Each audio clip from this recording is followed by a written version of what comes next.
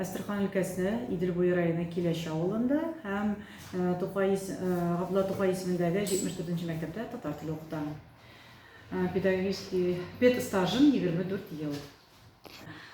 1996 елда Казан дәүләт университетының татар теле филологиясе бүлеген тәмамлап, мин Әстерханга татар теле укытучысы булып укытырга килдем.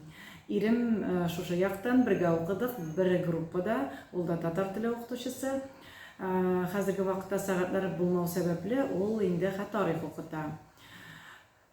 27 ел татар теле укыту дәверендә бик күп нәтиҗәләр ясадым.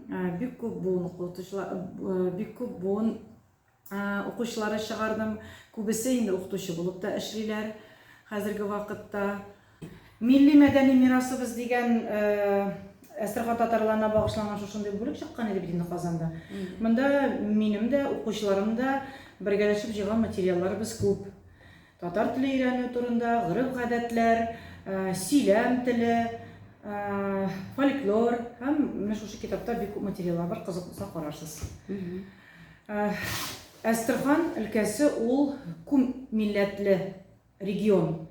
Бик күп милләтле балалары татар теле өйрәнә. Татар балаларына түгел, катнаш гаиләләре бик күп бит инде.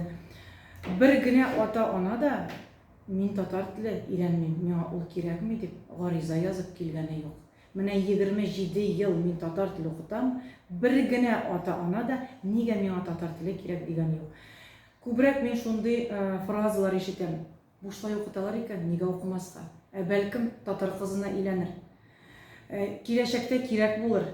Казаклар, төркмәннәр, үзбәкләр, безнең телебез бик якын, өйрәнсеннәр.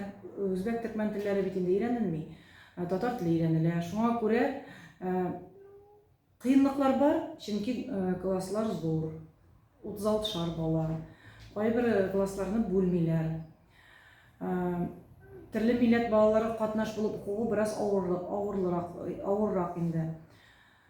Шуңа кадәр карамастан, без татар теле укытучылары революционерлар кебек алга барабыз. Ата-аналар балаларын безгә укытырга бирер өчен без төрле бәйгеләрдә катнашабыз, Казанга барабыз, олимпиадаларга, экскурсияларга. Һәрбер ата-ана үзенең баласын алда рәтләрдә күрәсе килә. Менә бүген үткәрелгән бәйрәмдә дә, Тукай бәйрәменә дә багышланган сез төрле милләт балаларының татар телендә шигырь сөйләгәннәрен күрдегез. Рәхмәт.